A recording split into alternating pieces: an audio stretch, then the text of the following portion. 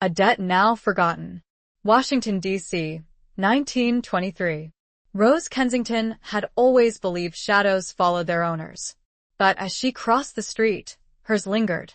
It stood still for a moment too long before catching up. And for the briefest second, it wasn't alone. A taller shadow loomed beside it, Captain Thomas Sinclair's shape unmistakable. Chapter 1. The Lingering Ghost of Yesterday. The crisp autumn air nipped at Rose Kensington's cheeks as she hurried along Pennsylvania Avenue, the familiar click of her heels a staccato rhythm against the bustling backdrop of Washington, D.C. It was 1923, 5 years since the guns had fallen silent, 5 years since the world had supposedly exhaled and begun to heal. But Rose knew better.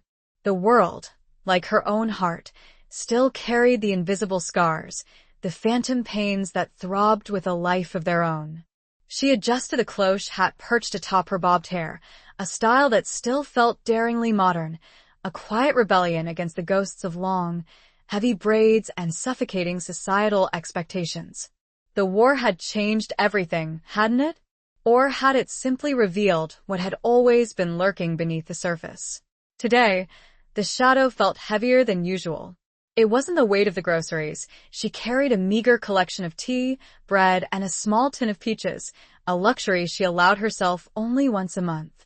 No, it was the other kind of shadow, the one that had clung to her since that fateful telegram arrived in 1918, announcing Captain Thomas Sinclair's death on the fields of France. As she crossed the street, her own shadow stretched long and thin in the afternoon sun. But as she moved, it lingered. It stood still for a moment too long before catching up.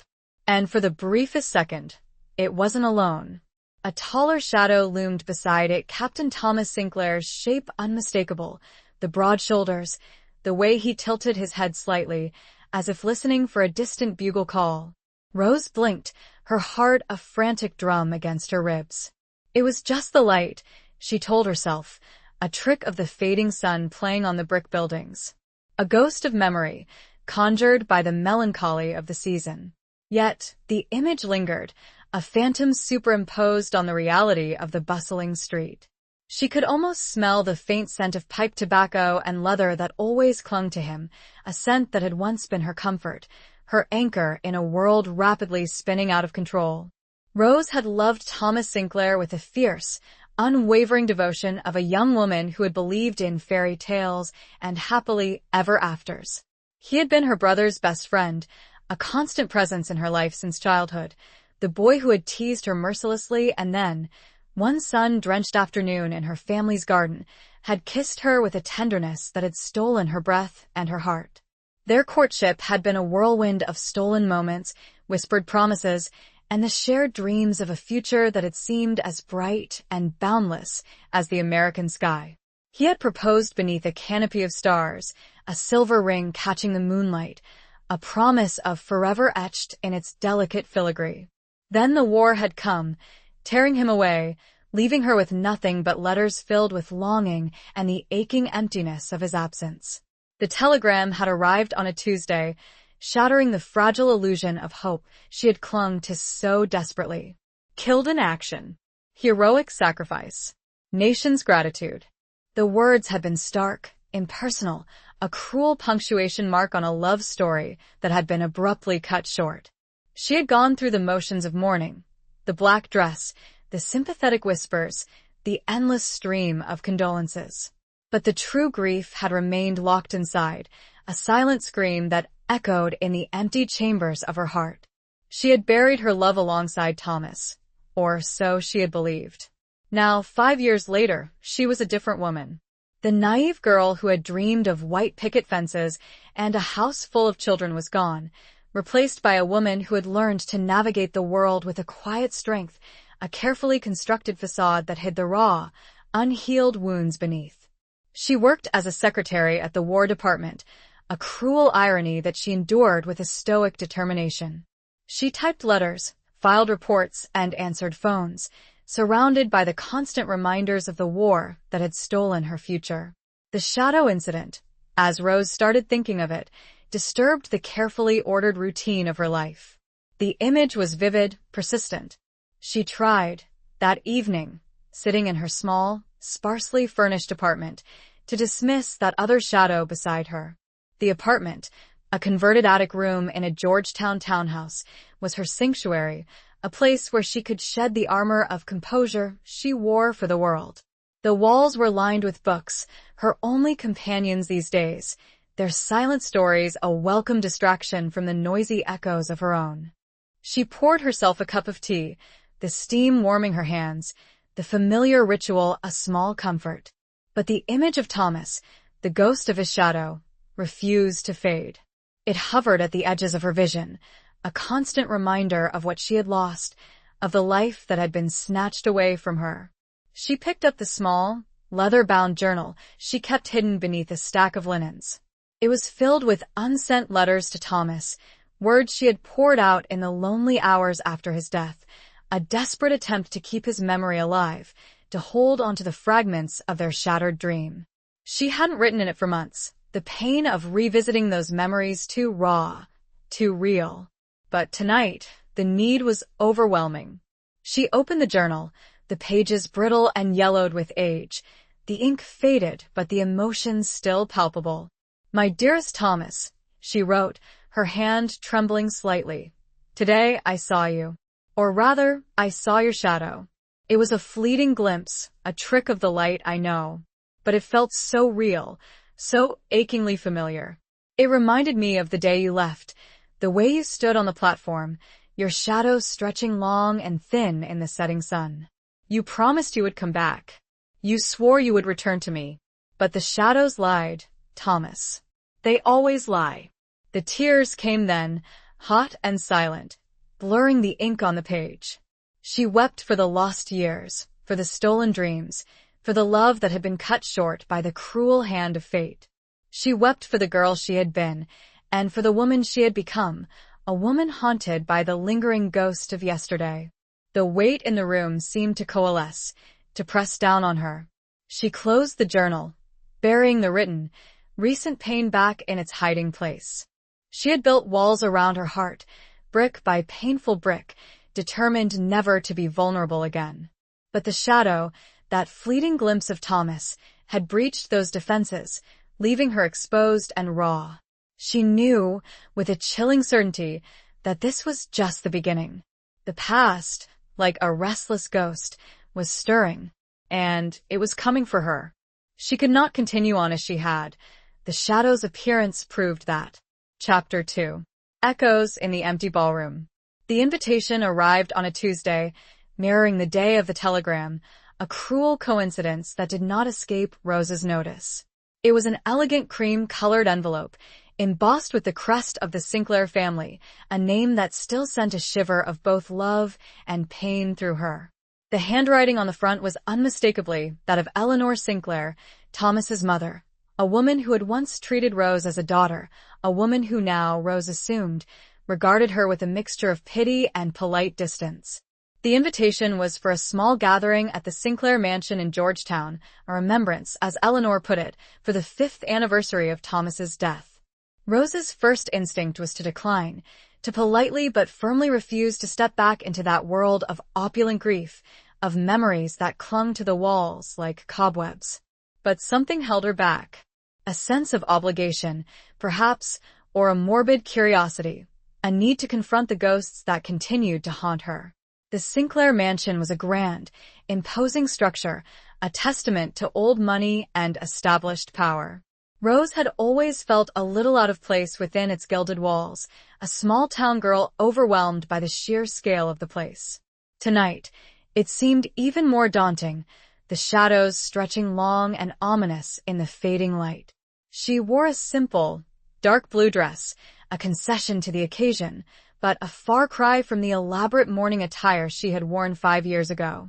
She had shed the outward trappings of grief, but the internal scars remained, a constant ache beneath the surface of her carefully constructed composure. As she stepped through the massive front doors, the scent of lilies and beeswax assaulted her, a scent that instantly transported her back to happier times, to balls and parties and laughter that had once filled these halls. Now, the house felt hollow, echoing with the absence of the vibrant life it had once held. Eleanor Sinclair greeted her with a strained smile and a cool embrace. "Rose, my dear, it's so good of you to come," she said, her voice a little brittle, her eyes filled with a sadness that mirrored Rose's own. But there was a distance there, a subtle reserve that had not been present before the war. The shared grief had not brought them closer, as Rose had once hoped, but had instead driven a wedge between them, a reminder of the different ways they had loved and lost Thomas. The gathering was small, a handful of close family friends and relatives, all murmuring polite condolences, their eyes lingering on Rose with a mixture of curiosity and pity. She felt like a museum exhibit, a relic of a bygone era, the girl who had almost been a Sinclair. She found herself drawn to the ballroom, a vast, high-ceilinged room that had once been the scene of countless celebrations. Now, it stood empty and silent, the polished floor reflecting the dim light of the chandeliers, the air thick with the ghosts of waltzes and laughter. She could almost see Thomas standing there, across the room, his eyes sparkling with mischief, his hand outstretched, inviting her to dance. She could almost hear the music, the swirl of silk dresses, the murmur of conversations. It was a scene that had played out in her dreams countless times, a bittersweet reminder of what she had lost. A hand touched her arm, startling her from her reverie. It was Robert Sinclair, Thomas's older brother, a man who had always intimidated Rose with his serious demeanor and sharp intelligence. He had inherited the family's shipping empire, a burden he carried with a stoic determination that mirrored Rose's own approach to life. "Rose," he said, his voice low and somber, "I'm glad you came." "Thank you, Robert," she replied, her voice a little shaky. He hesitated for a moment, then said, "He would have wanted you here." The words, though meant to be comforting, struck Rose like a blow. They were a reminder of the unspoken question that had haunted her for 5 years. What would Thomas have wanted?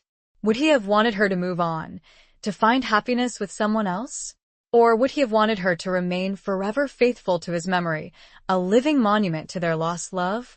I don't know, Robert," she said, her voice barely a whisper. He looked at her with a mixture of sympathy and understanding. "He loved you, Rose," he said, "more than anything." "And I loved him," she replied, the words catching in her throat. He nodded, his eyes searching hers. "There's something I need to tell you," he said, his voice hesitant. "Something about Thomas. About his last days." Rose's heart quickened. What could Robert possibly tell her that would change anything?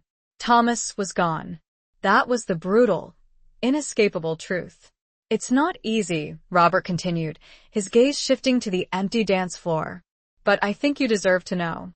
He took a deep breath, then began to speak, his words slow and measured, each one a carefully placed stone in a mosaic of secrets and lies. He spoke of Thomas's final mission, a dangerous assignment behind enemy lines, a mission that had been shrouded in secrecy. He spoke of a betrayal, a double agent, a plot that had gone horribly wrong. Rose listened in stunned silence, her mind struggling to grasp the implications of what Robert was saying. It was a story of espionage and intrigue, of hidden identities and dangerous alliances, a world far removed from the quiet, sheltered life she had known before the war. As Robert spoke, a chilling realization dawned on Rose. The shadow she had seen, the fleeting glimpse of Thomas, was not just a figment of her imagination, a ghost of memory. It was something more, something far more sinister. The official story of Thomas' death, the heroic sacrifice, was not complete. The truth was much darker. It sat within the space of the empty ballroom, a thick invisible gas that seemed to permeate and suffocate. "I believe," Robert's voice was steady, but Rose could now see a quiver, that Thomas might still be. He couldn't finish. The implication, however improbable, however impossible, hung heavy in the air. The ballroom seemed to spin. Chapter 3. The unsent letter and unspoken words. Robert's unfinished sentence hung in the air, a fragile, impossible hope suspended between them. Alive? The word echoed in Rose's mind, a discordant note in the symphony of grief she had lived with for 5 years. Could it be true? Could Thomas, against all odds, have survived? She stared at Robert, her eyes searching his for any sign of deception, any hint that this was a cruel joke, a misguided attempt at comfort. But his gaze was steady, his expression filled with a mixture of sorrow and a strange, hesitant hope. "Well, what makes you think that?" Rose managed to ask, her voice trembling. Robert gestured to a small, antique writing desk tucked away in a corner of the ballroom. "Come," he said, his voice low. "There's something you need to see." Rose followed him, her legs feeling unsteady, her heart pounding in her chest. The desk was covered in a layer of dust, a testament to its long disuse. Robert carefully opened a drawer and pulled out a small, worn leather-bound box. "This belonged to Thomas," he said, his voice thick with emotion. "I found it among his belongings after we received the news." He opened the box, revealing a collection of letters, photographs, and small mementos. Rose recognized the familiar handwriting on the envelopes, the faded images of herself and Thomas, the small, silver locket he had given her on her 18th birthday. Robert picked up one of the letters, its edges frayed and yellowed with age. "This one," he said, "was never sent. It was written just days before he was reported killed." He handed the letter to Rose, his hand trembling slightly. She took it with hesitant fingers, her heart aching with a mixture of anticipation and dread. The envelope was addressed to her, the familiar handwriting a painful reminder of the man she had loved and lost. She carefully unfolded the letter, the paper brittle and fragile in her hands. The ink was faded, but the words were still legible, a message from beyond the grave, a whisper from the past. "My dearest Rose," the letter began, "if you are reading this, then it means I have not returned. I know this will cause you unbearable pain, and for that, I am truly sorry. But I need you to know that I loved you, more than words can express. You were my light, my anchor, my reason for fighting. I dreamed of coming home to you, of building a life together, of growing old with you. But fate, it seems, has other plans." Rose's eyes blurred with tears as she read the words, each one a sharp pang of loss and longing. But as she continued reading, a sense of unease began to creep into her heart. "There are things I cannot tell you, secrets I must keep, even in death. My work here is dangerous, more dangerous than you can imagine. I have made enemies, powerful enemies, who would stop at nothing to silence me. If I do not return, it is because I have been betrayed. Trust no one, Rose, not even those who claim to be my friends." The word sent a chill down Rose's spine. Betrayed? Trust no one? What did it all mean? What secrets had Thomas been keeping? "There is one person, however, whom I believe you can trust," the letter continued. "His name is Elias Thorne. He is a colleague of mine. If you are ever in danger, if you need help, seek him out. He will know what to do." Elias Thorne. The name was unfamiliar, a stranger in the landscape of her grief. But Thomas's words, his desperate plea, resonated with a chilling urgency. Rose finished the letter, her hands shaking, her mind reeling. The official story of Thomas's death, the heroic sacrifice, now seemed like a carefully constructed lie, a facade concealing a darker, more complex truth. She looked up at Robert, her eyes filled with questions. "Who is Elias Thorne?" she asked. "And what did Thomas mean by betrayed?" Robert sighed, his shoulders slumping. "I don't know all the details," he admitted. "Thomas was always secretive about his work. But I know he was involved in something sensitive. Something to do with intelligence gathering, counter-espionage." He paused, then added, "They betrayed part. I believe it refers to a double agent, someone within our own ranks who is working for the enemy. Someone who may have been responsible for Thomas's disappearance." Disappearance, not death. The word hung in the air, a glimmer of hope in the darkness. "And this Elias Thorne?" Rose pressed. "Do you know how to find him?" Robert shook his head. "I've tried," he said, "but he seems to have vanished. It's as if he disappeared off the face of the earth." Rose felt a surge of frustration, of desperation. Thomas's letter, his final message, had offered a lifeline, a path to the truth. But that path was now shrouded in mystery, the key to unlocking its seemingly lost. She clutched the letter tightly in her hand, her mind racing. She had to find Elias Thorne. She had to uncover the truth about Thomas's disappearance, about the betrayal that had led to his supposed death. She owed it to him, to the love they had shared, to the future that had been stolen from them. As she stood there, in the empty ballroom, surrounded by the ghosts of the past, Rose made a vow. She would not rest until she had found the answers she sought. She would unravel the web of secrets and lies, no matter the cost. She would bring Thomas home, or she would avenge his death. The war might be over, but her battle had just begun. The unspoken words, the secrets in the letter, they all led to a place she did not yet understand, but she knew it was a path she had to tread. Chapter 4. A chance encounter at Arlington. The days following the Remembrance gathering were a blur of restless activity. Rose spent every spare moment poring over Thomas's letter, searching for clues, for any hint of Elias Thorne's identity or whereabouts. She scoured old newspapers, military records, and city directories, her determination fueled by a desperate hope that refused to be extinguished. She visited the War Department library, a place she usually avoided, the air thick with the ghosts of fallen soldiers. She spent hours hunched over dusty files, her eyes scanning endless lists of names, her heart aching with each reminder of Thomas's absence. But Elias Thorne remained a phantom, a name without a face, a ghost in the bureaucratic machine. She even revisited the cemetery where Thomas was supposedly buried, Arlington National Cemetery, a vast, silent city of the dead, a landscape of white headstones stretching as far as the eye could see. She stood before the simple granite marker bearing his name, the inscription Captain Thomas Sinclair, 1890–1918, beloved son, brave soldier, a cruel mockery of the truth she now suspected. She had brought flowers, a small bouquet of white lilies, their scent a painful reminder of the Sinclair mansion, of the life she had almost had. She placed them at the foot of the headstone, her tears falling silently onto the cold, unyielding stone. "Thomas," she whispered, her voice choked with emotion, "I don't know if you can hear me, but I promise you, I will find the truth. I will find out what happened to you. I won't let them get away with this." A sudden gust of wind rustled the leaves of the nearby trees, a whisper of sound that seemed to carry a message, a faint echo of Thomas's voice. Rose closed her eyes, her heart aching with a mixture of grief and determination. As she turned to leave, she noticed a figure standing a short distance away, beneath the shade of a large oak tree.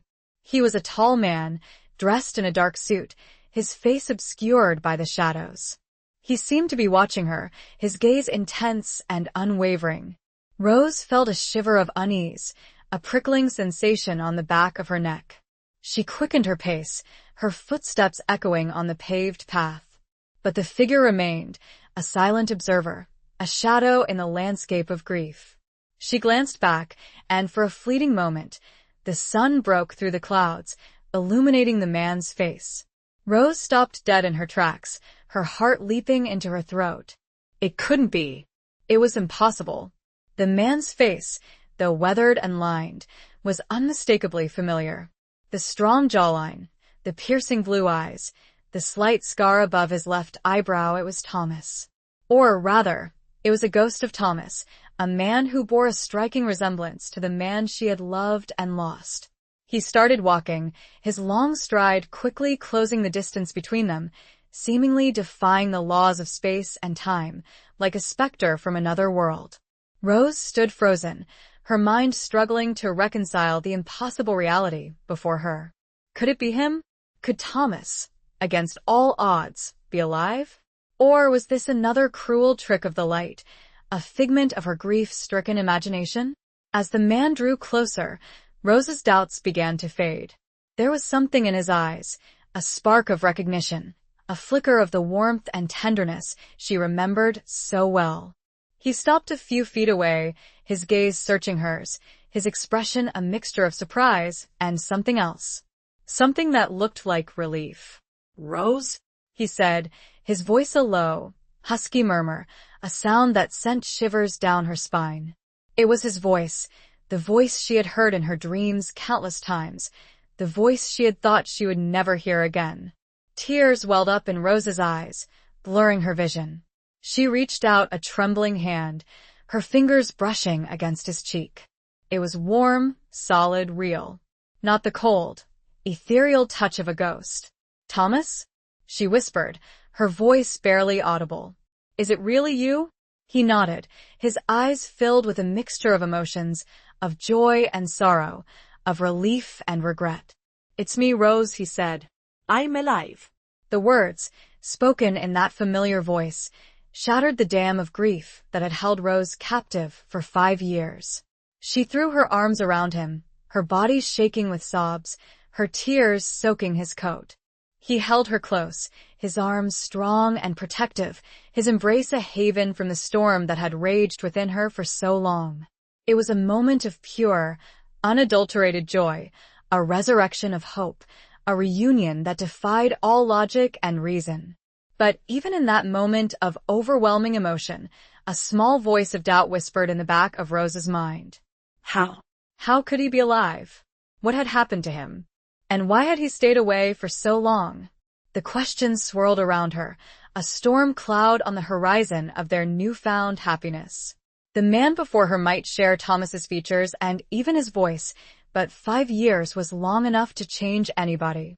She couldn't be completely sure this was the man she once loved. Chapter 5. The Weight of Unfinished Business. The reunion at Arlington was both a miracle and a maelstrom. Rose, overwhelmed with a joy she had thought forever lost, found herself simultaneously drowning in a sea of unanswered questions. Thomas, or the man who claimed to be Thomas, was alive, but he was also a stranger, a ghost resurrected with a past shrouded in secrecy and a present filled with a palpable tension. He had taken her to a small, nondescript apartment on the outskirts of the city, a stark contrast to the opulent Sinclair mansion. It was sparsely furnished, almost transient, as if he were prepared to disappear again at a moment's notice.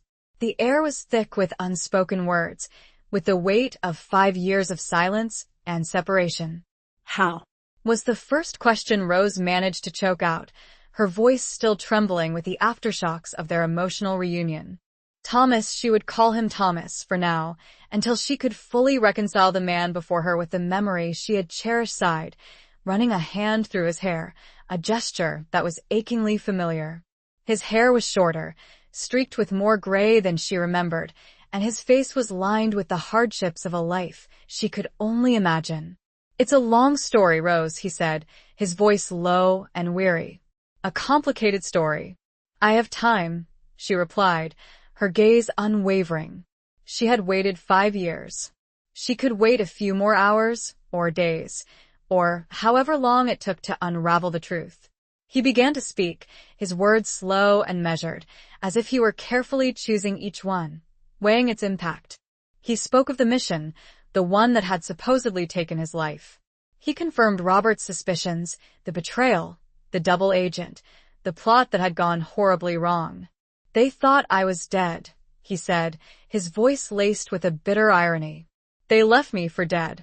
But I survived. I managed to escape, to go underground." He explained how he had been rescued by a network of resistance fighters, ordinary citizens who had risked their lives to help Allied soldiers stranded behind enemy lines. He had spent months recovering from his injuries, hidden in safe houses, constantly moving, always looking over his shoulder. "I couldn't contact you," he said, his eyes filled with a deep regret. "It was too dangerous.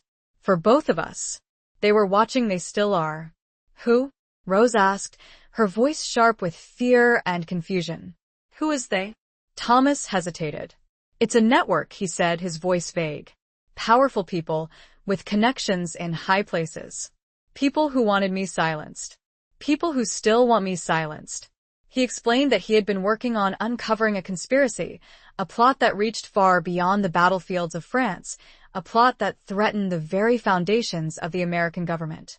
He couldn't reveal the details, not yet, not until he had gathered enough evidence, not until he could expose the truth without endangering both of them. "I came back for 2 reasons, Rose," he said, his gaze locking with hers. "To finish what I started, and to see you. The words sent a shiver of both hope and fear through Rose. He had come back for her. That was all that mattered for now. But the unfinished business, the dangerous game he was still playing, cast a long shadow over their reunion. But the telegram, Rose said, her voice still struggling to reconcile the reality with the past. Your family, they believe you're dead. Thomas nodded, his expression grim. It was necessary, he said. A necessary deception. To protect them, to protect you. He explained that he had orchestrated his own death, with the help of a few trusted contacts within the military. It was a risky gamble, but it had worked. He had become a ghost, a phantom, erased from the official records, free to operate in the shadows. But why now? Rose asked. Why reveal yourself now, after all this time? He looked at her, his eyes filled with a mixture of love and longing. I couldn't stay away any longer, he said. I had to see you. I had to know if you were all right. He reached out and took her hand, his touch sending a jolt of electricity through her. His hand was rougher than she remembered, calloused from years of hardship, but his grip was firm, reassuring. And I needed your help, he added, his voice low and urgent. There's something I need you to do, Rose. Something only you can do. Rose felt a knot of apprehension tighten in her stomach. She had dreamed of this moment, of Thomas's return for so long. But this was not the fairy tale reunion she had imagined. This was a dangerous game, a world of secrets and lies, a world where trust was a precious commodity and betrayal lurked around every corner. She had to navigate all that and question whether the Thomas beside her was a phantom or a reality. What do you need me to do? She asked, her voice steady, despite the turmoil within her. The weight of his unfinished business settled upon her shoulders, a heavy burden she was not sure she was ready to bear. Chapter 6. Whispers of the Past in Georgetown. Thomas's request was both simple and terrifying. He needed Rose to retrieve a small, locked box from his former study at the Sinclair mansion, a room that had remained untouched since his supposed death. The box, he explained, contained crucial evidence, documents that would expose the conspiracy he had been investigating, the network of powerful individuals who had betrayed him and sought to silence him. It's hidden, he said, his voice low and urgent. Behind a loose panel in the wall, behind the bookshelf on the left side of the fireplace. He described the box in detail, a small, rectangular container made of dark wood, with a brass lock and a single, intricate carving of a raven on its lid. No one knows about it, he assured her. Except you. Rose felt a surge of both apprehension and determination. She knew the risks involved. If she were caught, if anyone discovered her snooping around the Sinclair mansion, it would arouse suspicion, endanger both herself and Thomas. But she couldn't refuse him. She owed him this, after all he had been through, after all they had lost. I'll do it, she said, her voice steady, her gaze meeting his. He smiled, a faint, weary smile that didn't quite reach his eyes. I knew I could count on you, Rose, he said. He gave her a key, a small, antique key that he had kept hidden all these years, a symbol of the trust he placed in her, a tangible link to their shared past. Be careful, he warned her. Don't trust anyone, not even Robert. The word sent a chill down Rose's spine. Robert, Thomas's own brother? Could he be involved in the conspiracy? The thought was unsettling, a betrayal of the highest order. The next day, Rose found an excuse to visit the Sinclair mansion. She told Eleanor she wanted to retrieve a book she had lent Thomas, a volume of poetry they had both loved. Eleanor, still grieving, readily agreed, her eyes filled with a mixture of sadness and sympathy. The study is just as he left it, she said, her voice a little shaky. I haven't had the heart to touch anything. Rose followed Eleanor to the study, a room that had always held a special significance for her. It was here that she and Thomas had spent countless hours together, reading, talking, dreaming of their future. Now, the room felt like a mausoleum, a shrine to a lost love, a place filled with ghosts and shadows. The air was thick with the scent of old books and leather, a scent that instantly transported Rose back to happier times. She ran her hand along the spines of the books, her fingers tracing the familiar titles, her heart aching with a mixture of nostalgia and loss. Eleanor left her alone, her footsteps echoing down the hallway. Rose took a deep breath, steeling herself for the task ahead. She located the bookshelf Thomas had described, the one on the left side of the fireplace. It was a large, imposing piece of furniture, filled with rows of leather-bound books. She carefully examined the wall behind the bookshelf, her fingers searching for the loose panel Thomas had mentioned. The wallpaper was old and faded, a floral pattern that had seen better days. She pressed her hand against the wall, feeling for any give, any indication of a hidden compartment. Finally, near the bottom, she felt it. A slight indentation, a subtle difference in the texture of the wall. She pressed harder, and the panel gave way, revealing a small, dark opening. Her heart pounding in her chest, Rose reached into the opening and felt around. Her fingers brushed against something cold and hard. She pulled it out. It was the box, the one Thomas had described. It was smaller than she had imagined, about the size of a jewelry box, made of dark, polished wood. The carving of the raven on the lid was intricate and detailed, its eyes seeming to follow her movements. Rose quickly closed the panel, making sure it was securely in place. She slipped the box into her handbag, her hands trembling slightly. She felt a surge of relief, of accomplishment, but also a growing sense of unease.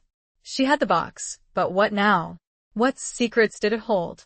And what dangers awaited her as she delved deeper into Thomas's world of espionage and betrayal? As she left the study, she couldn't shake the feeling that she was being watched. The shadows in the hallway seemed to lengthen and deepen. The portraits on the walls seemed to stare at her with accusing eyes. Whispers of the past echoed around her, in the creaking of the floorboards, in the rustling of the curtains, in the silence of the empty rooms. She quickened her pace, her heart pounding in her chest, eager to escape the suffocating atmosphere of the Sinclair mansion, to return to the relative safety of Thomas's hidden apartment, to deliver the box and, hopefully, to find some answers. The familiar neighborhood now felt ominous. She wasn't sure whom she could trust. Chapter 7. The Secrets Hidden in Plain Sight. Back in the anonymity of Thomas's apartment, the box sat on the small, worn table like a coiled viper, radiating a sense of both promise and peril. Rose hesitated, her hand hovering over the brass lock. She looked at Thomas, his face etched with anticipation and a deep-seated anxiety that mirrored her own. "Are you sure about this?" she asked, her voice barely a whisper. "Once we open it, there's no going back." Thomas nodded, his jaw set with determination. "We have to," he said. "It's the only way to expose them, to clear my name, to make things right." Rose inserted the key into the lock, the tumblers clicking softly in the silence of the room. She turned the key, and the lid of the box creaked open, revealing its contents. It wasn't what Rose had expected. There were no stacks of incriminating documents, no detailed lists of names and dates, no smoking gun that would immediately reveal the conspiracy. Instead, the box contained a seemingly random assortment of items: a faded photograph, a small, leather-bound diary, a tarnished silver locket, and a folded piece of paper covered in a complex, indecipherable code. Rose carefully picked up the photograph. It was a picture of Thomas, but not the Thomas she remembered. He was younger, dressed in a military uniform she didn't recognize, standing in front of a building she couldn't identify. He was with a group of other men, their faces blurred and indistinct, their expressions serious and unsmiling. "Where was this taken?" she asked, handing the photograph to Thomas. He examined it, his brow furrowed in concentration. I don't remember," he said, his voice troubled. "It must have been before France." The answer was unsatisfying, a gap in his memory that raised more questions than it answered. Rose picked up the diary, its pages filled with a small, neat handwriting that was not Thomas's. She began to read, her eyes scanning the entries, searching for any clue, any connection to the conspiracy. The diary belonged to a woman named Anya Petrova, a name that was unfamiliar to Rose. The entries were cryptic, filled with veiled references to meetings, coded messages, and dangerous assignments. Anya seemed to be a spy, an operative working for an unknown organization, her life a constant dance with deception and betrayal. As Rose read further, a chilling realization began to dawn on her. Anya's entries mentioned a raven, a code name for someone high up in the organization, someone who wielded immense power and influence. The raven was the one pulling the strings, the mastermind behind the conspiracy, the one who had betrayed Thomas. Rose looked at the box, at the carving of the raven on its lid. The symbol was no longer just a decorative detail, it was a key, a clue to unlocking the identity of the traitor. She picked up the locket, its silver surface tarnished with age. She opened it, revealing 2 miniature portraits. One was of Thomas, a young, smiling Thomas, the man she had fallen in love with. The other was of a woman, a beautiful woman with dark hair and piercing eyes. It was Anya Petrova. Rose felt a jolt of recognition, a sudden understanding. Thomas and Anya had been lovers.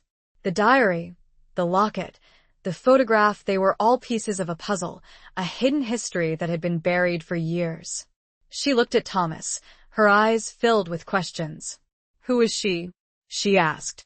"Who is Anya Petrova?" Thomas hesitated, his gaze avoiding hers. "She was a colleague," he said, his voice evasive. "Someone I worked with before." "She was more than that, Thomas," Rose said, her voice firm. "She was your lover, wasn't she?" He finally met her gaze, his eyes filled with a mixture of guilt and regret. "Yes," he admitted. She was. He explained that he and Anya had worked together on a secret mission, a dangerous assignment that had taken them deep into the heart of enemy territory. They had fallen in love, a forbidden love, a love born in the crucible of war and espionage. "But she betrayed you," Rose said, her voice tinged with bitterness. "She was the raven, wasn't she?" Thomas shook his head. "No," he said. "Anya wasn't the raven. She was a victim. Just like me." He explained that Anya had discovered the conspiracy, the network of powerful individuals who were manipulating events from behind the scenes. She had tried to expose them, but she had been silenced, betrayed by someone she trusted. "They killed her," Thomas said, his voice choked with emotion. "They made it look like an accident, but I know the truth. They murdered her to protect themselves." Rose felt a surge of sympathy for Thomas, for the pain he had carried all these years, for the loss of the woman he had loved. But she also felt a growing sense of unease. If Anya wasn't the raven, then who was? She picked up the folded piece of paper, the one covered in code. "What is this?" she asked. "It's a cipher," Thomas said. "A code that Anya used to communicate with her contacts. It holds the key to the conspiracy, the names of the people involved." He explained that he had been trying to decipher the code for years, but he had never been able to crack it. He had hoped that Rose, with her sharp mind and her knowledge of languages, might be able to succeed where he had failed. Rose looked at the code, at the intricate pattern of symbols and letters.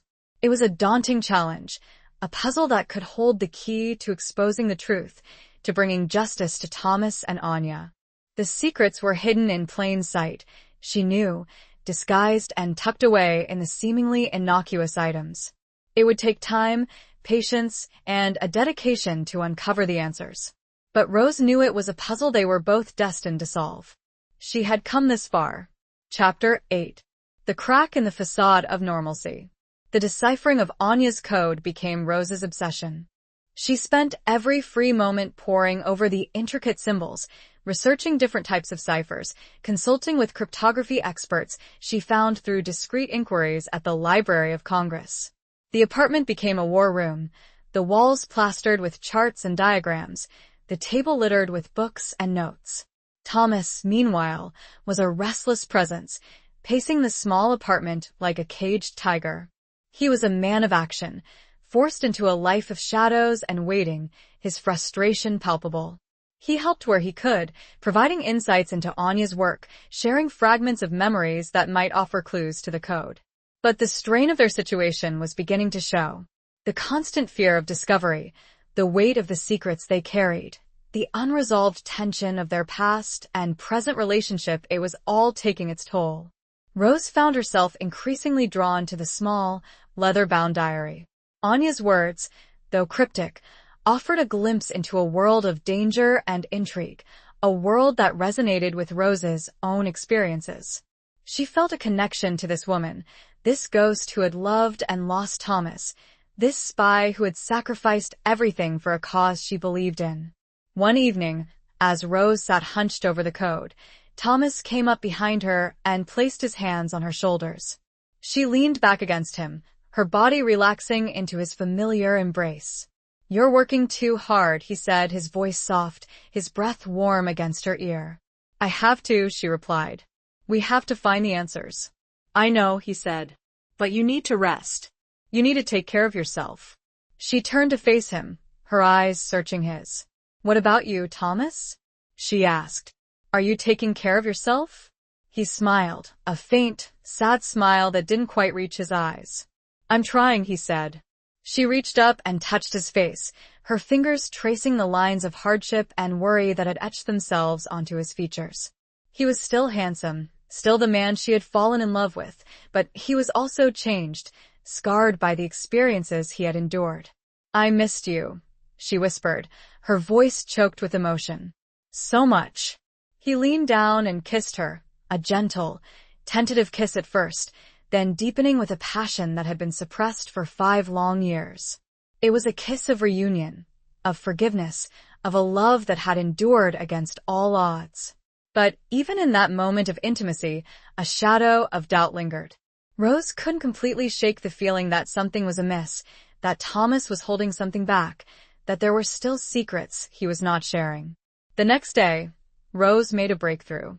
She discovered that Anya's code was not a simple substitution cipher, as they had initially thought, but a more complex system, a combination of different codes, layered one upon another. She realized that the key to unlocking the code was hidden in the diary, in a seemingly innocuous passage where Anya described a visit to a botanical garden. Anya had listed a series of flowers, their Latin names meticulously recorded. Rose recognized the pattern. The first letter of each Latin name, when combined, formed a word, a keyword that unlocked the first layer of the code. With trembling hands, Rose applied the keyword, and the jumble of symbols began to make sense. She deciphered the first few lines, revealing a list of names of prominent figures in Washington society, politicians, businessmen, military officials. As she continued to decipher the code, a chilling picture began to emerge. The names on the list were all connected, all part of a vast network, a conspiracy that reached the highest levels of power. And at the center of it all, a name that made Rose's blood run cold. Robert Sinclair. Rose stared at the name, her mind reeling. Robert, Thomas's own brother? The man who had seemingly helped her, who had given her Thomas's letter, who had pointed her towards Elias Thorne. It couldn't be true. It was impossible. But the evidence was undeniable. Anya's code, deciphered with meticulous care, pointed directly to Robert as the Raven, the mastermind behind the conspiracy, the one who had betrayed Thomas and Anya. The carefully constructed facade of normalcy, of the grieving family and the dedicated businessman began to show cracks, revealing something much more sinister underneath. Rose felt a wave of nausea, of betrayal, of a profound sense of disillusionment. She had trusted Robert, had confided in him, had believed in his grief. And all along, he had been playing her, manipulating her, using her to further his own agenda. She looked at Thomas, his face pale and drawn, his eyes filled with a mixture of shock and disbelief. "It's Robert," she said, her voice barely a whisper. "He's the Raven." The words hung in the air, a devastating truth that shattered the fragile foundation of their trust, a betrayal that cut deeper than any wound inflicted by a stranger. The crack had widened. The facade was about to crumble. Chapter 9. A Dance with a Phantom Memory. The revelation of Robert's treachery cast a long, dark shadow over everything. Thomas, initially, refused to believe it. Robert, his own brother, the man he had grown up with, shared secrets with, fought alongside in the trenches in a limited capacity, as Robert was deemed, essential, back home? It was inconceivable.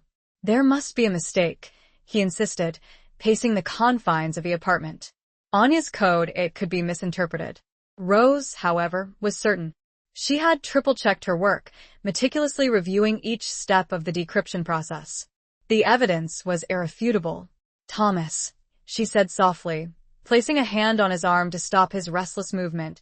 I know it's difficult, but we have to face the truth. Robert is involved. He's been playing us both. The fight seemed to drain out of Thomas then.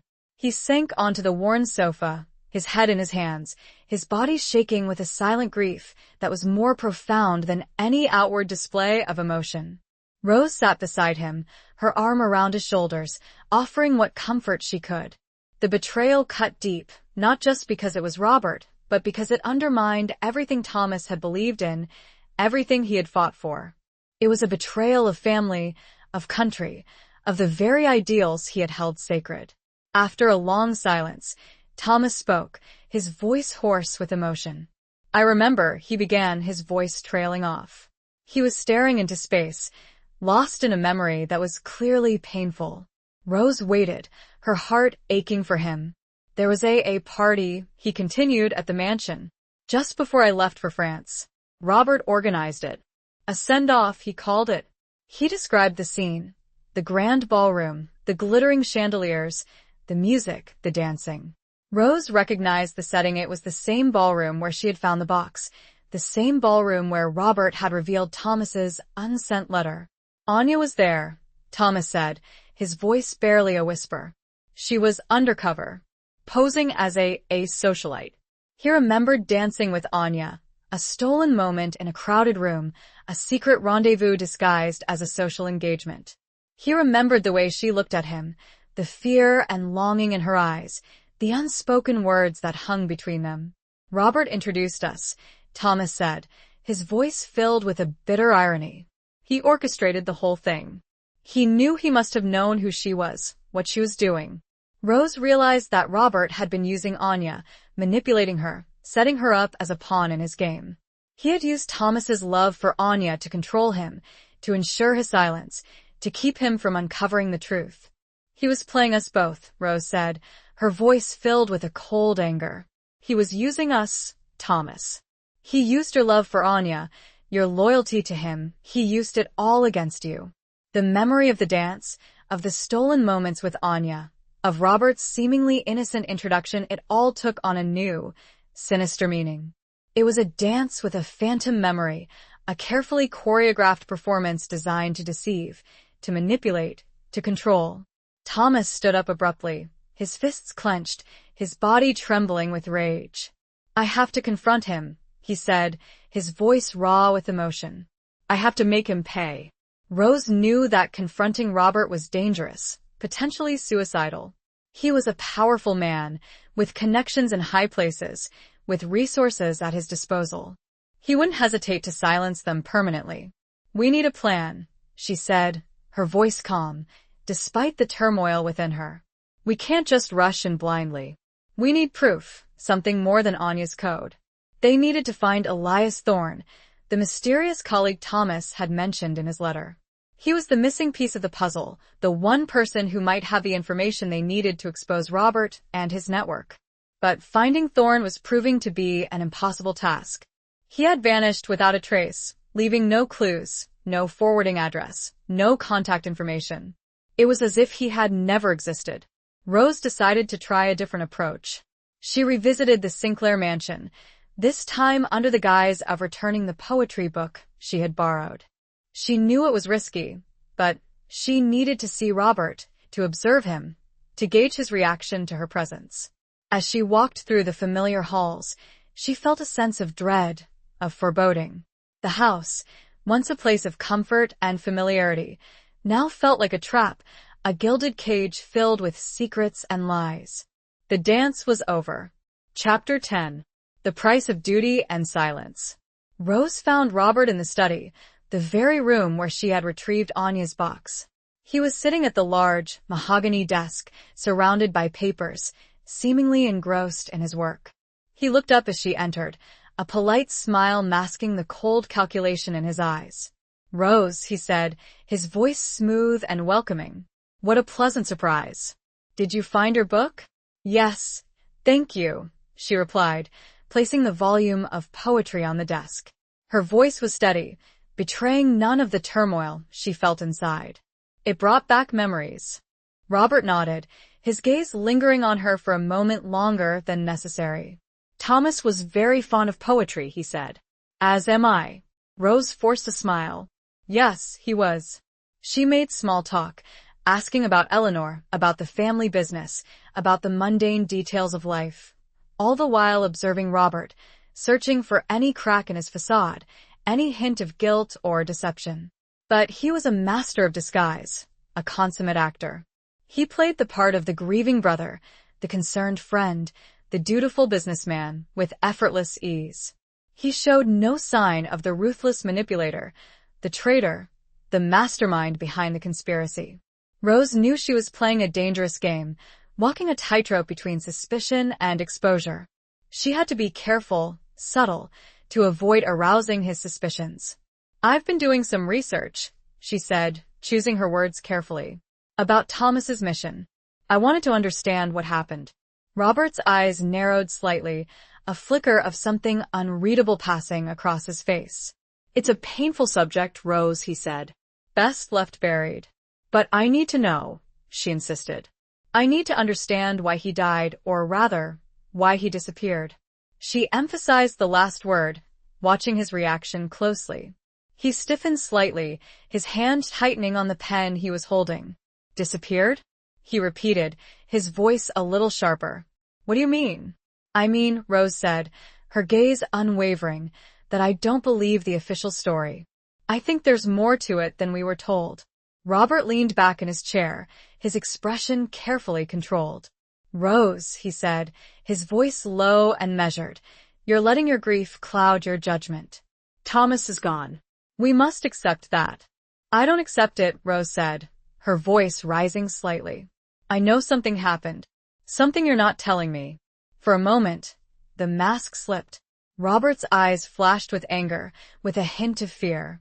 He stood up abruptly, his chair scraping against the floor. You're playing a dangerous game, Rose, he said, his voice cold and menacing. You should leave this alone. For your own good. The threat was unmistakable, a veiled warning that sent a chill down Rose's spine. She had pushed him too far, revealed too much. She had confirmed his suspicions, and now she was in danger. She stood her ground, refusing to be intimidated. I'm not afraid of you, Robert, she said, her voice trembling slightly, but firm. I know you're involved. I know you had something to do with Thomas's disappearance. He took a step towards her, his face contorted with rage. You know nothing, he hissed. You're delusional. You're grasping at straws. Suddenly, a voice interrupted them. Robert, what's going on here? It was Eleanor, standing in the doorway, her eyes filled with concern and confusion. She had heard the raised voices, the tension in the room. Robert instantly composed himself, the mask of civility slipping back into place. Nothing, Mother, he said, his voice smooth and reassuring. Rose was just upset. She's still grieving for Thomas. Eleanor looked at Rose, her expression filled with sympathy. Rose, my dear, are you all right?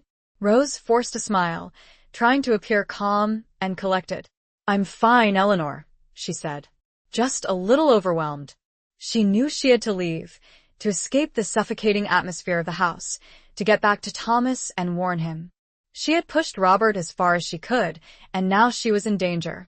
The price of her pursuing the truth was becoming evident. Silence had its own cost, a cost to the soul. But speaking up? She wasn't sure how high that price could go. As she left the mansion, she felt Robert's eyes on her, watching her every move. She knew he wouldn't let her go easily. He would be watching, waiting, planning his next move. The game had changed. It was no longer a search for the truth, it was a fight for survival. Chapter 11. Reopening wounds long thought healed. Rose returned to the apartment, breathless and shaken.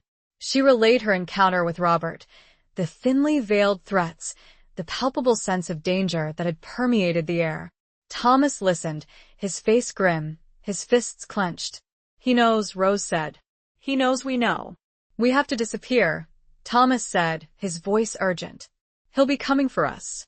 They packed quickly, gathering their few belongings, the remnants of Anya's decoded messages, the small box of mementos.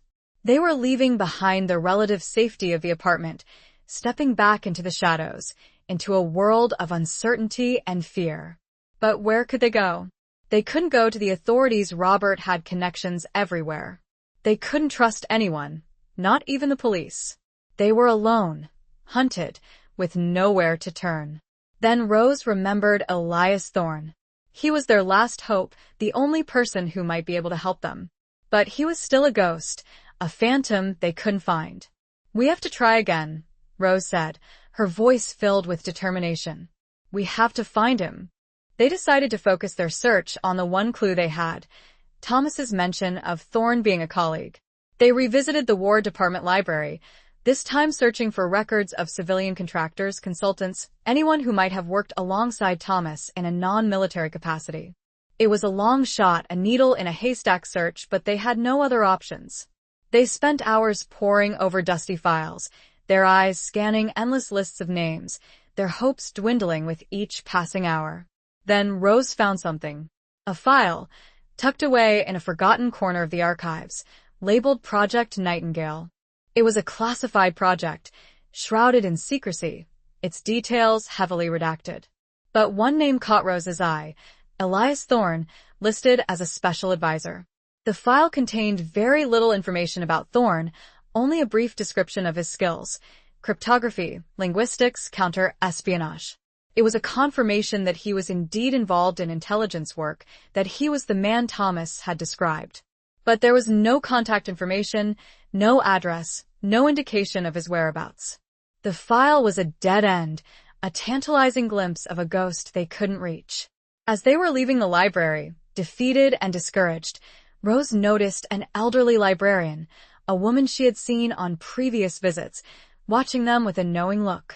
The woman, whose name tag read Mrs. Abernathy, beckoned Rose over with a discreet gesture. "You're looking for Mr. Thorne, aren't you?" she said, her voice low and conspiratorial. Rose hesitated, unsure whether to trust her. But there was something in the woman's eyes, a kindness, a hint of understanding, that gave her hope. "Yes," Rose admitted. "We are." Mrs. Abernathy glanced around, making sure no one was listening. "He used to come here," she said. "A long time ago. A quiet man. Always reading, always searching." She paused, then added, "He had a favorite book. A collection of poems. Walt Whitman. Leaves of Grass." Rose's heart quickened. Thomas had mentioned that Thorne was a colleague, but also a lover of poetry. It was a long shot, but it was something. "Do you remember anything else about him?" Rose asked. Mrs. Abernathy thought for a moment, her brow furrowed in concentration. "He used to leave notes," she said. "In the book. Small pieces of paper. With messages." Rose felt a surge of excitement. "Do you still have the book?" she asked, her voice trembling. Mrs. Abernathy smiled, a knowing smile. "Of course," she said. "I never throw anything away." She led Rose to a secluded corner of the library, to a shelf filled with old, dusty books. She pulled out a worn copy of Leaves of Grass, its pages yellowed and brittle with age. She carefully opened the book, revealing several small pieces of paper tucked between the pages. They were notes, written in a small, neat handwriting, filled with cryptic messages, seemingly random phrases and numbers. Rose recognized the handwriting. It was the same handwriting as Anya's diary. It was Thorne's handwriting. One of the notes caught Rose's eye. It was a short, simple message. "The raven's shadow falls long. Meet me where the heroes rest." Rose felt a chill run down her spine. Where the heroes rest, it was a reference to Arlington National Cemetery, the place where Thomas was supposedly buried, the place where they had reunited. Thorne was alive, and he wanted to meet them. He knew about Robert, about the conspiracy, about the Raven Shadow. He was their ally, their last hope. The wounds Thomas had thought healed, his death, his past, it was all being reopened. But this time, there was the promise of closure. They had a contact and a location. Chapter 12. The Truth Buried Beneath the Lies. The meeting at Arlington was fraught with tension. Rose and Thomas arrived early, choosing a secluded spot near the tomb of the unknown soldier, a place of solemn remembrance, a fitting backdrop for the unveiling of long-buried secrets. The air was thick with the weight of history, of sacrifice, of the countless lives lost in the pursuit of freedom and justice. They waited, their nerves on edge, scanning the faces of the visitors, searching for any sign of Elias Thorne. They had no idea what he looked like, only the vague description Thomas had provided: tall, thin, with piercing blue eyes and a quiet demeanor. Finally, a figure emerged from the shadows, a man who fit the description perfectly. He was older than Rose had expected, his hair silvered with age, his face etched with the lines of a life lived on the edge. He walked with a slight limp, a reminder of a past injury, a silent testament to the sacrifices he had made.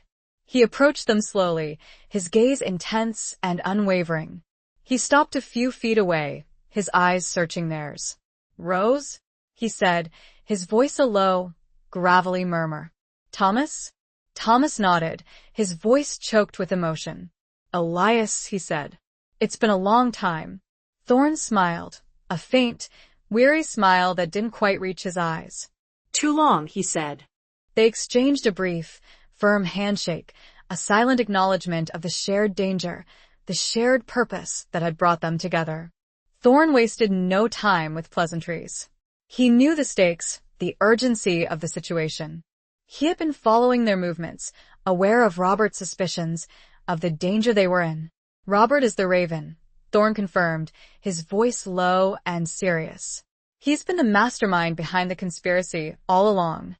He explained that Robert had been working for a shadowy organization, a network of powerful individuals who sought to control the government, to manipulate events for their own gain. They were industrialists, politicians, military officials, all bound together by a common goal: power and profit. They were involved in war profiteering, Thorne said, selling weapons to both sides, prolonging the conflict, reaping enormous profits from the bloodshed. Thomas's mission, the one that had supposedly taken his life, had been to uncover this conspiracy, to expose Robert and his network. He had been close, too close, and Robert had silenced him, or so he had thought. "Anya was working with me," Thorne said, his voice filled with a deep sadness. "She was brilliant, courageous. She discovered the truth about Robert, but he found out. He had her killed." Rose felt a surge of anger, of grief, of a profound sense of injustice. Anya, the woman who had loved Thomas, the woman who had sacrificed everything for a cause she believed in, had been murdered by Robert, the man who had pretended to mourn her. Thorne revealed that he had been working with Anya, providing her with information, helping her to decipher the coded messages, to unravel the conspiracy. He had been her contact, her confidant, her protector. After Anya's death, Thorne said, "I went underground. I knew Robert would be coming for me next. I had to disappear, to protect myself, to continue the fight." He had been living in the shadows ever since, gathering information, waiting for an opportunity to expose Robert and his network. He had known about Thomas's survival, had been watching him, waiting for the right moment to make contact. "I have proof," Thorne said, his voice filled with determination. "Documents, records, names, everything we need to bring them down." He explained that he had hidden the evidence in a safe place, a location known only to him. He was willing to share it with Rose and Thomas, to help them expose Robert and his network, to bring justice to Anya and all the others who had suffered at their hands. The truth started to surface. "But we have to be careful," Thorne warned. "Robert is powerful, ruthless. He won't hesitate to kill us if he finds out we have the evidence." They made a plan, a dangerous gamble that could either expose the conspiracy or cost them their lives. They would leak the information to a trusted journalist, someone who could publish the story, someone who could bring the truth to light. Thorne provided them with the location of the evidence, a small, unassuming storage unit on the outskirts of the city. He gave them a key, a code, and a set of instructions. As they parted ways, Thorn looked at Thomas, his eyes filled with a mixture of regret and hope. "Finish what she started, Thomas," he said. "For Anya. For all of us." The truth, buried beneath layers of lies, deceit, and betrayal, was finally within their grasp. But the path to exposing it was fraught with danger, with the constant threat of discovery, with the knowledge that Robert Sinclair, the man who had haunted their lives for so long, would stop at nothing to silence them. Chapter 13. A glimmer of hope in the darkness. The storage unit was exactly as Thorn had described it. Small, dusty, and unremarkable, blending seamlessly into the rows of identical units that lined the long, dimly lit corridor. The air was thick with the smell of mildew and stale air, a testament to years of neglect and forgotten belongings. Rose and Thomas worked quickly, their movements efficient and purposeful. They unlocked the unit, the tumblers clicking softly in the silence, and stepped inside. The unit was crammed with boxes, files, and assorted junk, the detritus of a life lived in the shadows. It was a chaotic mess, a jumble of seemingly random items, but Rose and Thomas knew that somewhere within this chaos lay the key to exposing Robert and his network. They began to search, their hands sifting through the dusty contents, their eyes scanning the labels, their hearts pounding with a mixture of anticipation and dread. They found old newspapers, faded photographs, stacks of ledgers, and boxes filled with coded documents. It was like an archaeological dig, excavating the layers of Thorn's hidden life, piecing together the fragments of a conspiracy that had spanned years, continents, and countless lives.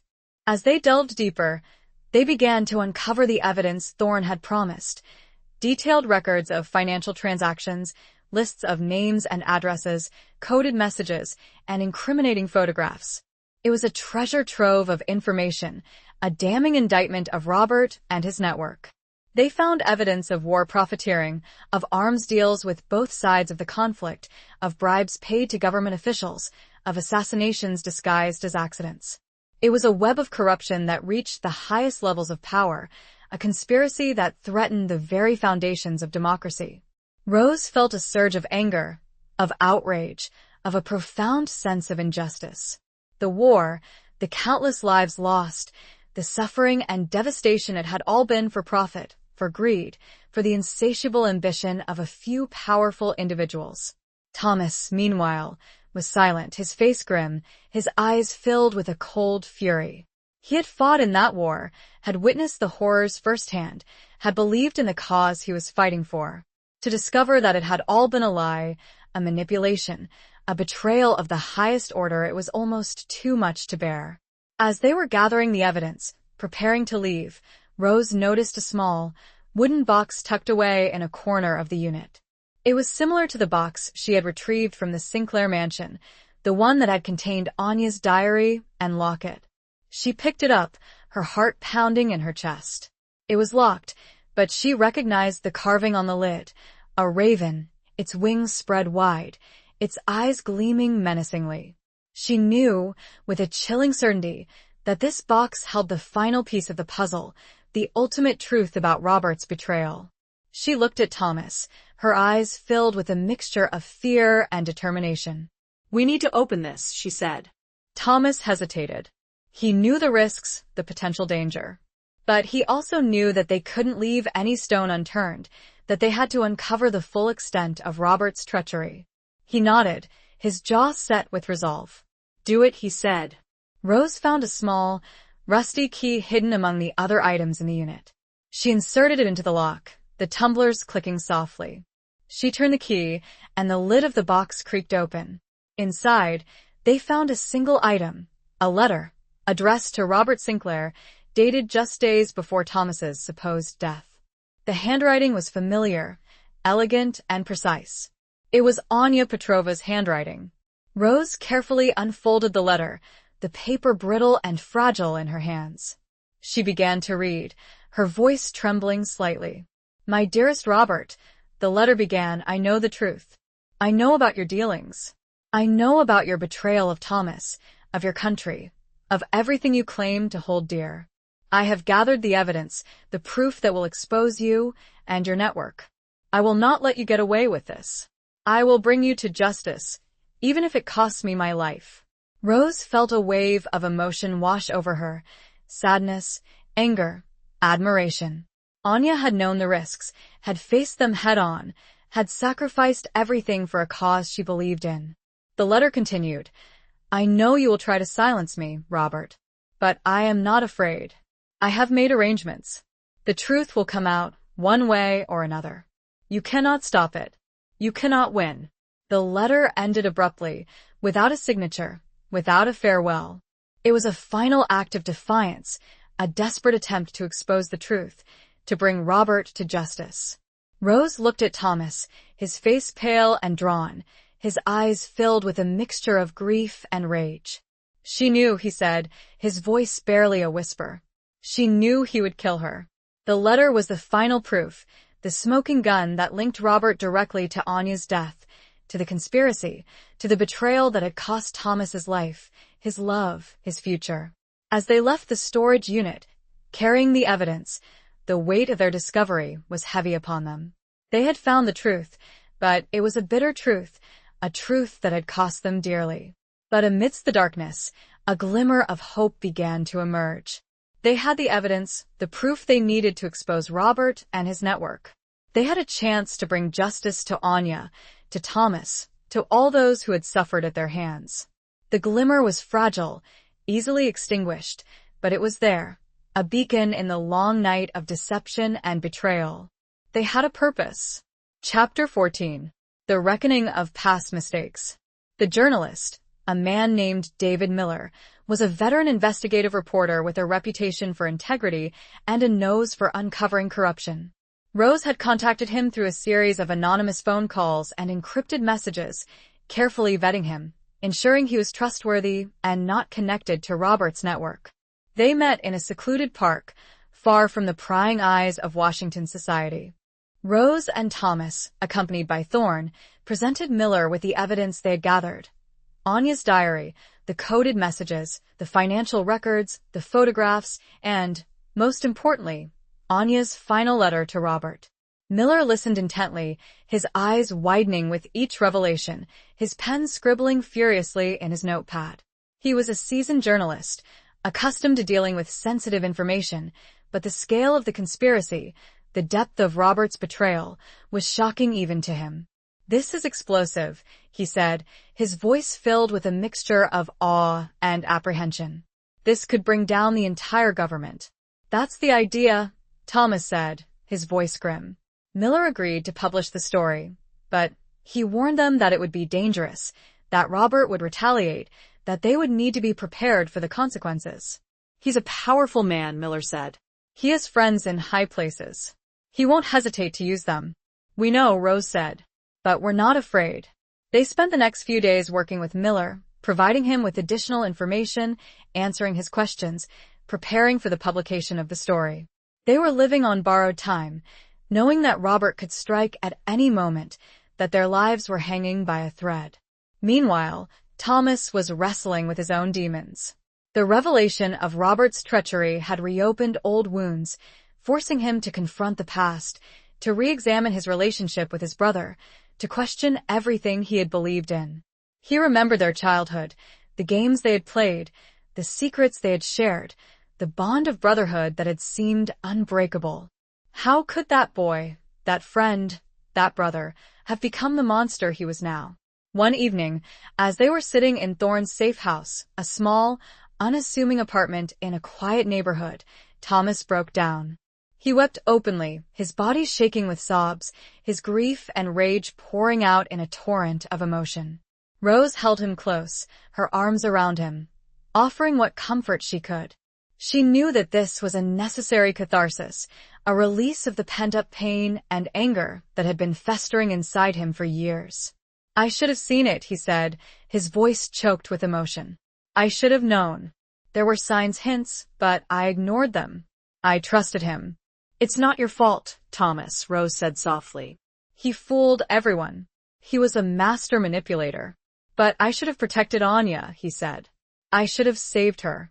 You couldn't have known, Rose said. She knew the risks. She made her choice. They talked for hours, revisiting the past, sharing their memories, their regrets, their hopes for the future. It was a painful but necessary process, a reckoning of past mistakes, a forging of a new bond, stronger and more resilient than before. As the day of the publication approached, the tension mounted. They knew that Robert would be desperate, that he would stop at nothing to silence them, to suppress the story. They made preparations, securing their safe house, arranging for escape routes, preparing for the inevitable confrontation. They were ready to fight, to defend themselves, to expose Robert and his network, no matter the cost. The reckoning was coming, a confrontation with the past, a battle for the future. The mistakes, the lies, the betrayals, they would all be laid bare, exposed to the light of truth. And in that light, they hoped, justice would finally be served. It was time for them to finally have some control over their own destinies. Chapter 15. Confronting the Ghosts of War. The newspaper hit the stands like a bombshell. The headline screamed across the front page, "War hero's brother exposed AS traitor. Shocking conspiracy reaches highest levels of government." The story, meticulously researched and powerfully written by David Miller, detailed Robert Sinclair's involvement in war profiteering, his betrayal of Thomas, his role in Anya Petrova's murder, and his connection to a vast network of corruption that spanned the globe. The reaction was immediate and explosive. The public was outraged, demanding answers, demanding justice. The government launched an investigation, promising a swift and thorough inquiry. The media was in a frenzy, dissecting every detail of the story, hounding the individuals implicated in the conspiracy. Robert Sinclair, meanwhile, went into hiding. His carefully constructed facade of respectability and patriotism crumbled, revealing the ruthless, amoral manipulator beneath. He was a hunted man, a pariah, his reputation destroyed, his future uncertain. Rose, Thomas, and Thorne remained in hiding, protected by Miller and a network of trusted contacts. They knew that Robert would be desperate, that he would be seeking revenge, that he would stop at nothing to silence them permanently. They moved from safe house to safe house, constantly looking over their shoulders, their lives a constant state of vigilance and fear. But they were also filled with a sense of purpose, a determination to see this through to the end, to bring Robert to justice. One evening, as they were preparing to move to a new location, they received a message from an unexpected source. Eleanor Sinclair, Thomas and Robert's mother. She wanted to meet with them, to talk, to understand what had happened. Thomas was hesitant, unsure whether to trust her. She was Robert's mother, after all. But Rose convinced him that it was important, that they needed to hear what she had to say. They met in a neutral location, a small, quiet church on the outskirts of the city. Eleanor was waiting for them, her face pale and drawn, her eyes filled with a mixture of grief and confusion. She greeted them with a strained smile, her voice trembling slightly. "Thank you for coming," she said. They sat in silence for a moment, the weight of the unspoken words heavy between them. Then Eleanor began to speak, her voice low and filled with emotion. I don't understand," she said. How could he do such things? She explained that she had always believed in her sons, had always trusted them, had always thought they were good, honorable men. The revelation of Robert's treachery had shattered her world, had destroyed her faith in everything she had held dear. I knew something was wrong," she said. There were signs, hints, but I didn't want to believe it. I couldn't believe it. She described Robert's growing ambition, his obsession with power and wealth, his increasing ruthlessness. She had seen the changes in him, but she had attributed them to the pressures of business, to the stress of the war. I was blind, she said, her voice choked with tears. I was a fool. Thomas reached out and took her hand, his eyes filled with compassion. It's not your fault, Mother, he said. He fooled us all. Eleanor looked at Thomas, her gaze searching his. You were always the good one, Thomas, she said. The honest one. The brave one. She paused, then added, I believe you. I believe everything you've said about Robert. I know he's capable of terrible things. She revealed that she had found some documents hidden in Robert's study, papers that confirmed his involvement in the conspiracy, papers that he had somehow overlooked. She had brought them with her, a final act of defiance against her own son, a desperate attempt to atone for her own blindness. The documents provided additional evidence, corroborating the information they had already gathered, strengthening their case against Robert. It was a turning point, a moment of hope in the midst of the darkness. As they were leaving the church, Eleanor stopped Thomas, her hand on his arm. "Be careful," she said, her voice filled with a mother's love and fear. "He won't give up easily. He's dangerous." They knew she was right. Robert was cornered, desperate. He would be coming for them, seeking revenge, determined to silence them forever. The confrontation was inevitable, a final reckoning with the ghosts of war, with the brother who had betrayed them, with the past that had haunted them for so long. Chapter 16. The Fragile Threads of Trust. With Eleanor's evidence in hand, the net around Robert began to tighten. The authorities issued a warrant for his arrest, and the media intensified its scrutiny, turning the once respected businessman into a national pariah.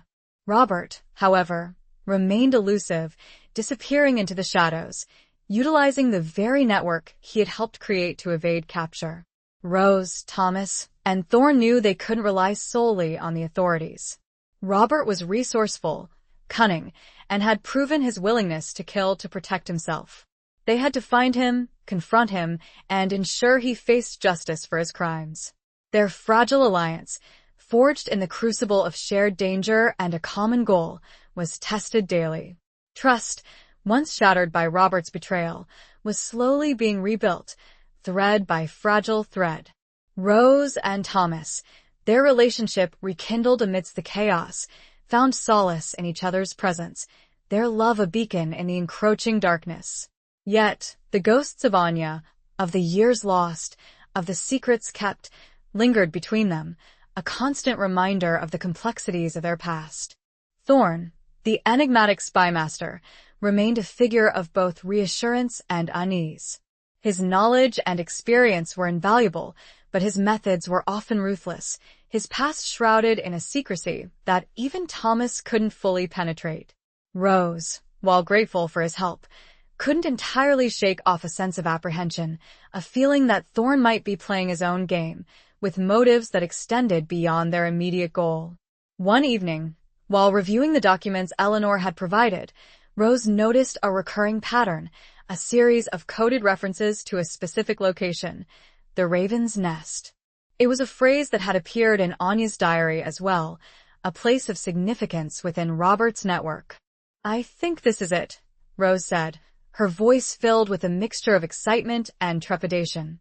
"This is where Robert is hiding." Thomas examined the documents, his brow furrowed in concentration. "It's a risk," he said. "It could be a trap." "We have to take it," Rose insisted. "It's our best chance to catch him." Thorne, who had been silently observing them, nodded in agreement. "The Raven's Nest," he said, his voice low and grave. "It's a fitting name. A place of darkness, of secrets, of betrayal." They discovered that the Raven's Nest was a secluded estate on the Chesapeake Bay, a property owned by a shell corporation controlled by Robert. It was a fortified compound, heavily guarded, a place where Robert could operate with impunity, shielded from the prying eyes of the law. They knew that infiltrating the estate would be incredibly dangerous. They needed a plan, a strategy that would give them a chance of success, without getting themselves killed. Thorne, with his experience in covert operations, took the lead in devising the plan. They would approach the estate under cover of darkness, utilizing a network of underground tunnels that Thorne had discovered, remnants of the Civil War era, used by smugglers and spies. The tunnels would lead them to a hidden entrance within the estate, bypassing the security perimeter, allowing them to get close to Robert without being detected. It was a risky gamble, a desperate attempt to outmaneuver a man who had always been one step ahead. As they prepared for their mission, the fragile threads of trust that bound them together were stretched to their breaking point. The fear, the uncertainty, the weight of the past, it all threatened to unravel the delicate balance they had achieved. But they also knew that they were each other's only hope. They had to trust each other, to rely on each other, to face the darkness together.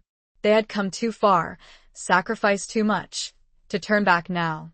The raven's nest awaited, a symbol of Robert's power and corruption, a place where the final confrontation would take place, a place where the fragile threads of trust would either hold or be severed forever. The outcome was uncertain. Chapter 17. A promise whispered in the rain. The night of the infiltration was dark and stormy, the wind howling like a banshee, the rain lashing down in sheets. The weather was a fitting metaphor for the turmoil within Rose, Thomas, and Thorn, the tempest of emotions raging inside them as they prepared to confront Robert. They met at the entrance to the underground tunnels, a hidden opening concealed beneath a tangle of overgrown vegetation. Thorn, his face grim, his eyes filled with a steely determination, gave them their final instructions. "Stick to the plan," he said, his voice low and urgent. No deviations. No heroics. We get in, we get Robert, we get out. The tunnels were dark, damp, and claustrophobic, the air thick with the smell of mildew and decay.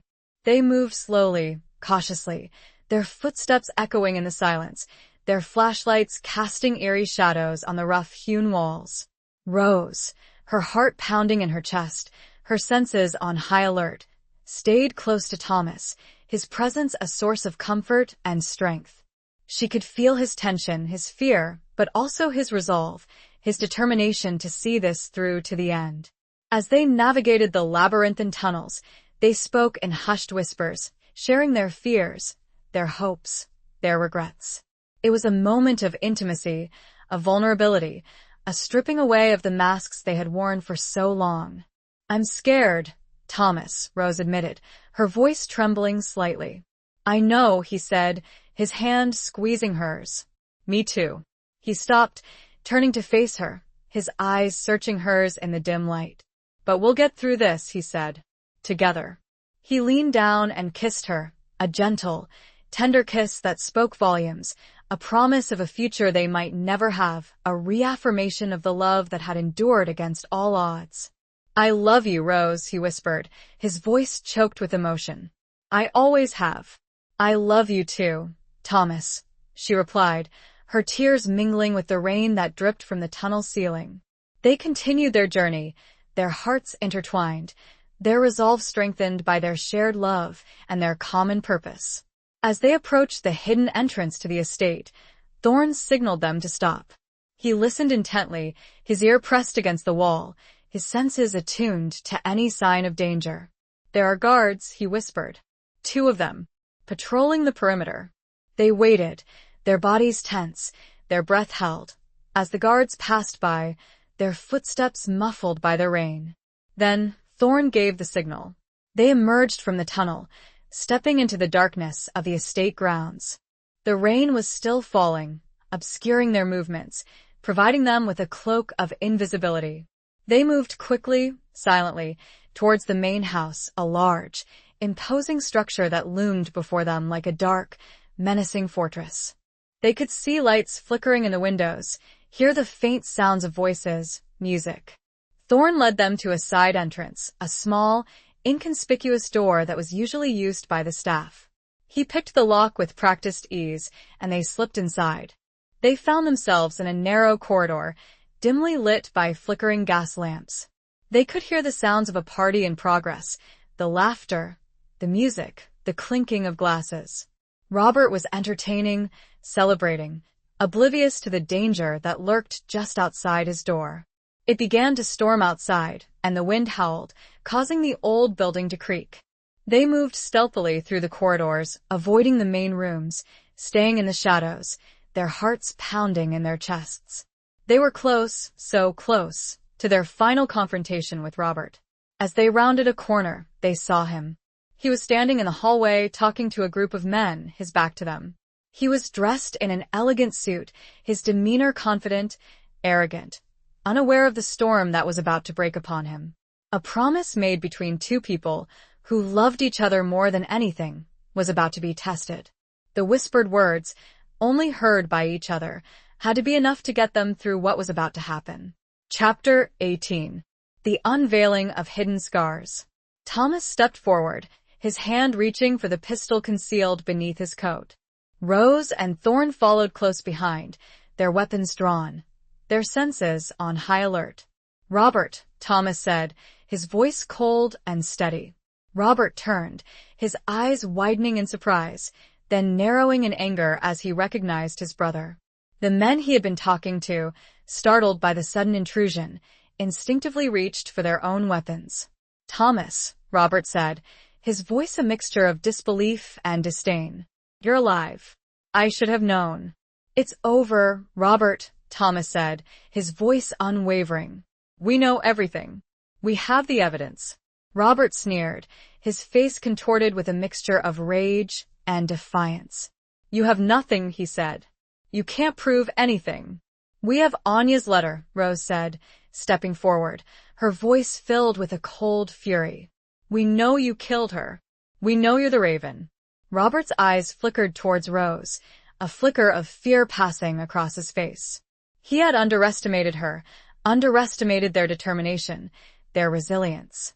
"You're bluffing," he said, but his voice lacked conviction. Thorn stepped forward, his eyes fixed on Robert, his voice low and menacing. "We're not bluffing, Robert," he said. "We have the documents, the records, the witnesses. We have everything we need to bring you down." Robert's composure finally cracked. He lunged for his own weapon, a small, silver pistol concealed in his pocket. But Thomas was faster. He fired, his shot hitting Robert in the shoulder, spinning him around, knocking him to the ground. The men Robert had been talking to, realizing they were outnumbered and outgunned, surrendered, dropping their weapons, raising their hands in submission. The sound of the gunshot echoed through the house, bringing the party to a sudden, abrupt halt. Silence descended, followed by a wave of panic, of screams, of running footsteps. Robert lay on the floor, clutching his wounded shoulder, his face contorted with pain and rage. He looked up at Thomas, his eyes filled with hatred. "You should have stayed dead," he hissed. "It's over, Robert," Thomas repeated, his voice devoid of emotion. "You're finished." Rose stepped forward, her eyes fixed on Robert, her voice filled with a mixture of sorrow and contempt. "Why, Robert?" she asked. "Why did you do it? Why did you betray your brother? Your country? Why did you kill Anya?" Robert looked at her, his eyes filled with a strange mixture of emotions. Hatred, regret, and something else, something that looked like shame.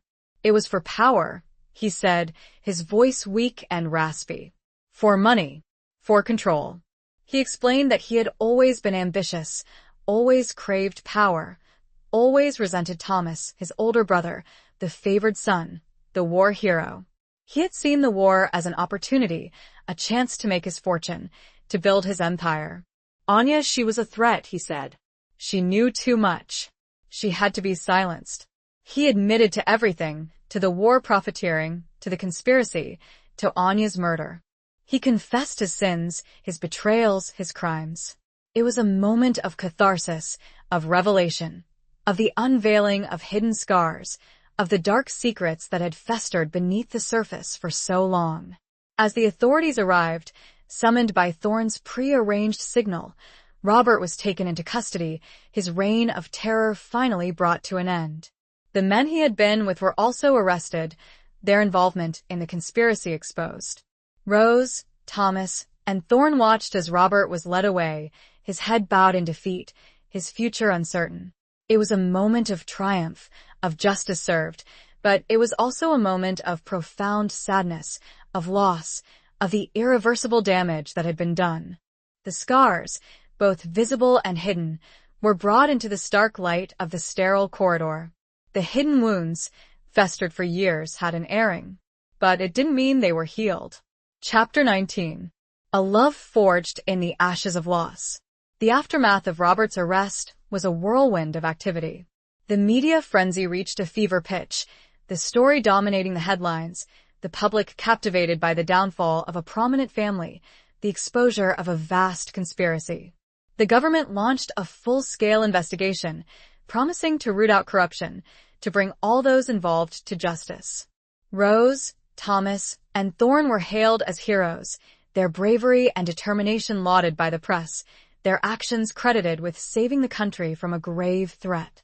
But they shunned the spotlight, seeking solace in each other's company, grappling with the emotional toll of their ordeal. They retreated to a quiet cottage on the coast of Maine, a place far removed from the noise and chaos of Washington, a place where they could begin to heal, to rebuild their lives, to forge a new future. The scars of the past, however, remained.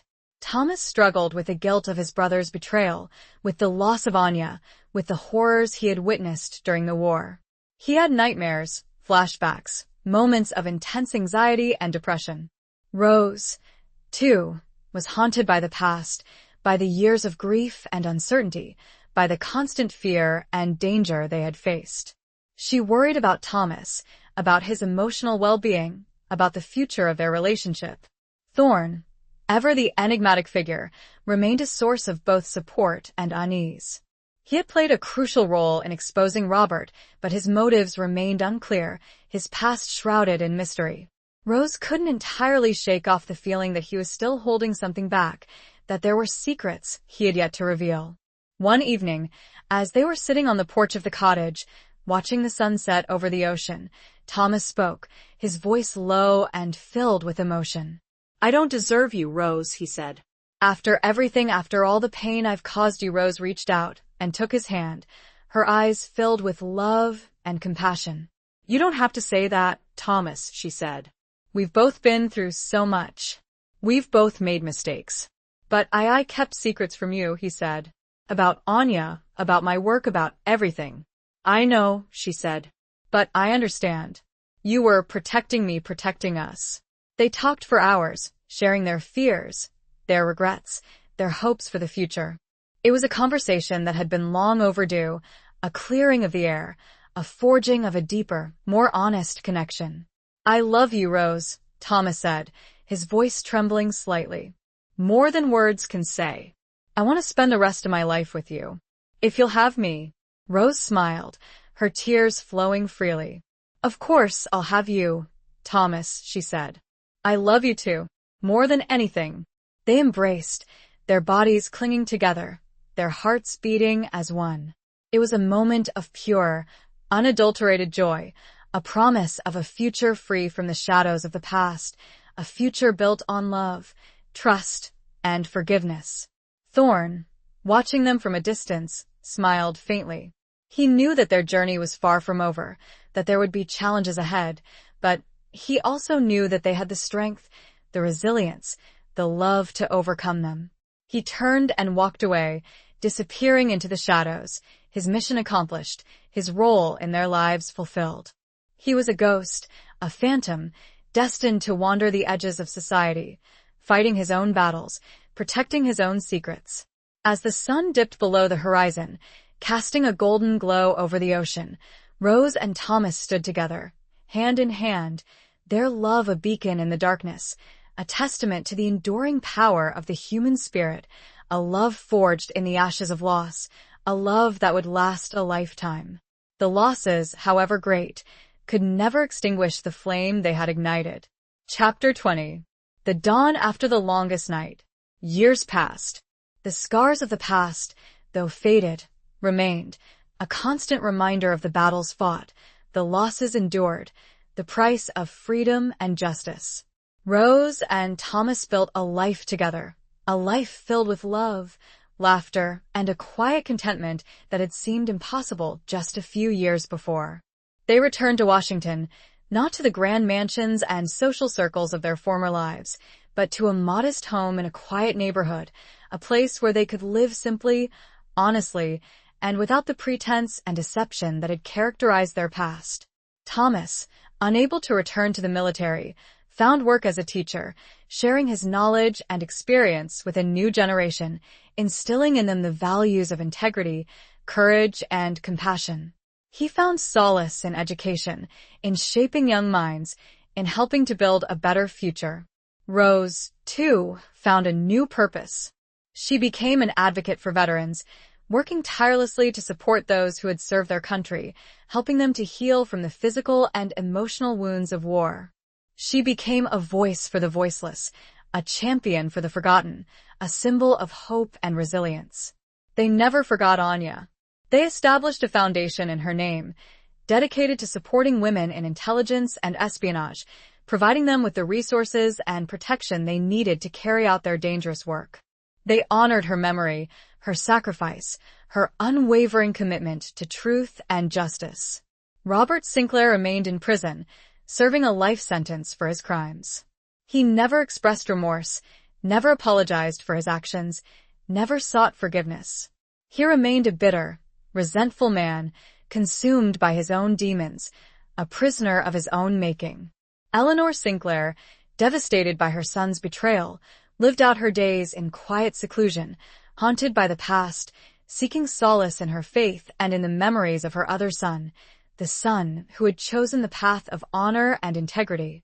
Thorne vanished, disappearing without a trace, his fate unknown. Rose and Thomas occasionally wondered about him, about his mysterious past, about his motivations. They knew he was out there, somewhere, continuing his own fight, protecting his own secrets. One day, as Rose was sorting through some old papers, she found a small, faded photograph. It was a picture of Thomas and Anya, taken during their time together in France. They were standing in a field of wildflowers, their arms around each other, their faces radiant with love and happiness. Rose looked at the photograph, her heart aching with a mixture of sadness and understanding. She knew that Thomas had loved Anya, had cherished her, had mourned her loss deeply. But she also knew that his love for her was different, deeper, more enduring. She placed the photograph in a special box, alongside other mementos of their past, a reminder of the journey they had taken, of the obstacles they had overcome, of the love that had sustained them through it all. As the years went by, Rose and Thomas grew old together, their love deepening with each passing day, their bond unbreakable.